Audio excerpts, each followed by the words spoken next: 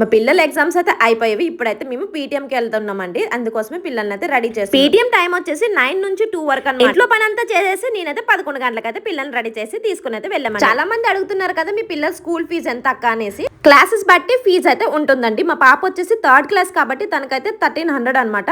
And బాబు వచ్చేసి UKG కాబట్టి వాడికి వచ్చేసి 1000 రూపీస్ అండి. స్కూల్ బస్ కూడా 800 రూపీస్ అనమాట ఈచ్ మెంబర్ కి. అండ్ సిబ్లింగ్స్ ఉంటారు కదా, సో 1500 రూపీస్ అండి మా ఇద్దరు పిల్లలకి. ఇంతకు ముందు మా పిల్లలు అయితే ఆర్మీ స్కూల్లోనే చదివేవాళ్ళు, కానీ పంజాబ్ వచ్చిన తర్వాత నేనైతే ప్రైవేట్ స్కూల్లోనైతే వేసేసానండి. ఎప్పుడు ఫస్ట్ పీటీఎంకి వచ్చిన బాబు రిజల్ట్ చూసేసి పాప దగ్గరికి అయితే వస్తామండి. పాప రిజల్ట్ అయితే ఈసారి అయితే 90.4% అయితే వచ్చింది. అది కూడా ట్యూషన్ మాన్పించాక నేను పర్సనల్ గా పాపని చదివిపించిన తర్వాత ఆ పర్సంటేజ్ వచ్చిందండి. ఇంతకు ముందు నేను ట్యూషన్ పెట్టేదాన్ని, అప్పుడైతే 80%, 84% మాత్రం వచ్చింది. ఇప్పటికీ 2 మంత్స్ అవుతుంది నేను పాపని చదివించుకుంటున్నాను. ఇక నుంచి ఇంకా క్రిస్మస్ హాలిడేస్ అయితే ఇచ్చేస్తారనమాట. ఫైనల్లీ ఇక్కడ సెలబ్రేషన్స్ కూడా అవ్వబోతున్నాయి. ఇందుకే నా డ్రెస్ అయితే అదిరిపోయింది కదండి, అసలు మిస్ అవ్వకండి. స్క్రీన్ మీద ట్యాగ్ చేశానండి, 400 లో వచ్చేస్తుంది.